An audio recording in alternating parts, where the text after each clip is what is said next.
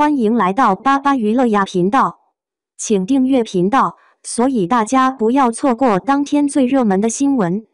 我们今天的时事通讯包括以下内容：诚意娱乐圈6位哑巴演员演戏全靠对嘴，离了配音个个原形毕露。日薪208万的明星们，片酬是越来越高，可业务能力却越摆越烂。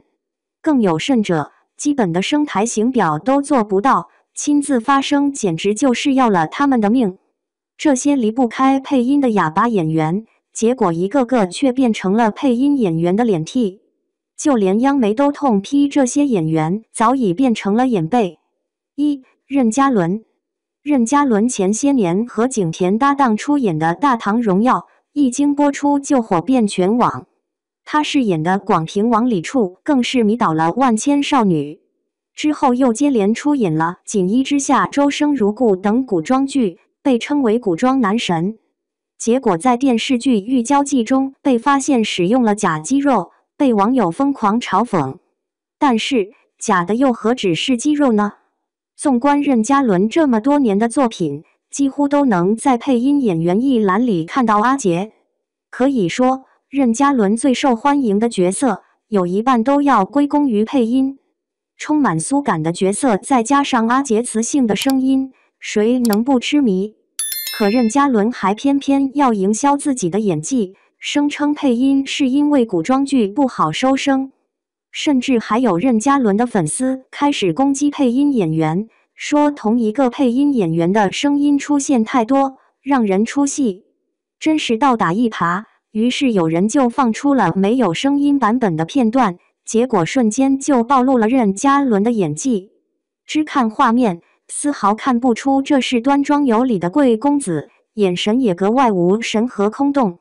为了摆脱哑巴演员的称号，任嘉伦特意在《一生一世》中用了原声。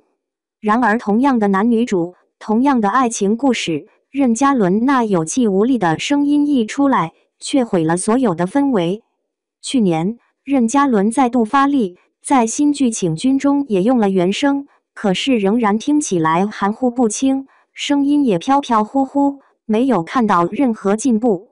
甚至有观众觉得，早就听惯了阿杰的声音，任嘉伦原声还不如配音贴脸。陈伟霆。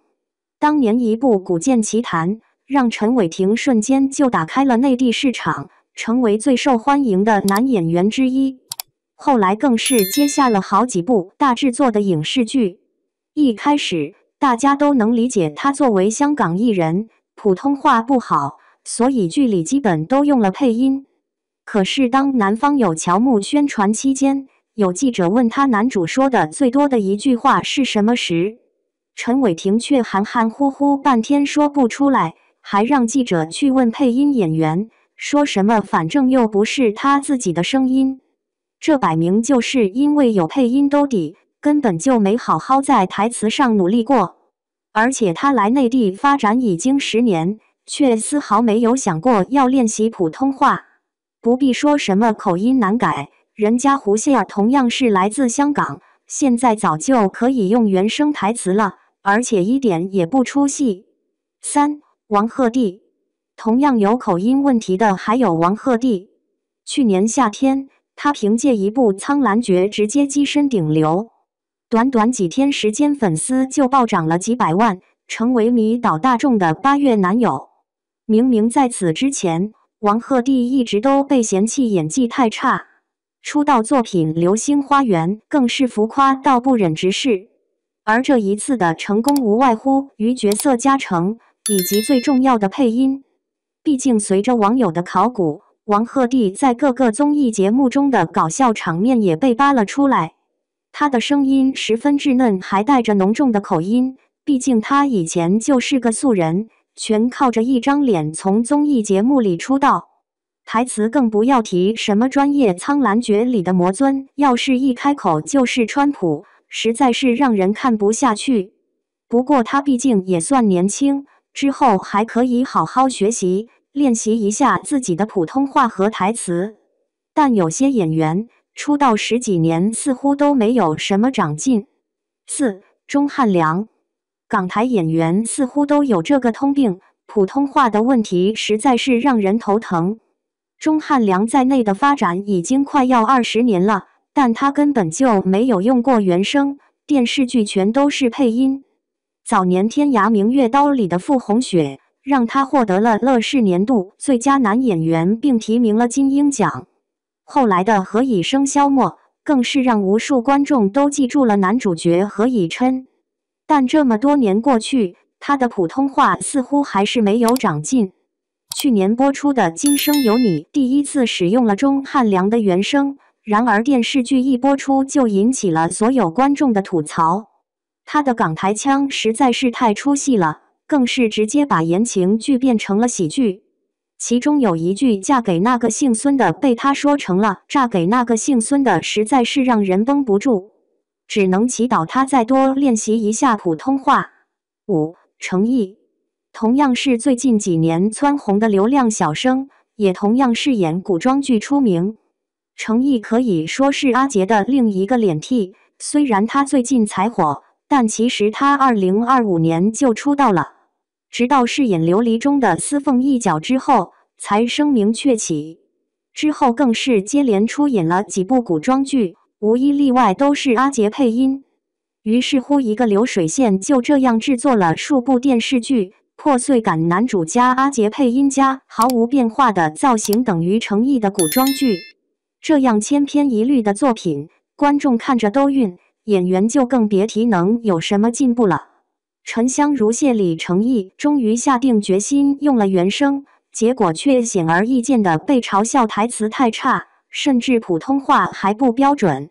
今年小火了一把的《莲花楼》，程毅的台词也略有失望，有一句玉秋霜愣是让他说成了玉秋栓，瞬间让人出戏。6. 鞠婧祎，和程毅一样热衷于流水线作品的还有鞠婧祎。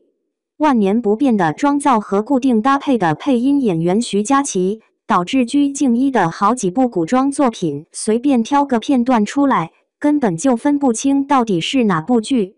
所以到现在鞠婧祎也没有什么能让人记住的角色，只有那块被无数网友吐槽的用来塞嘴的布，被网友嘲笑了一轮又一轮。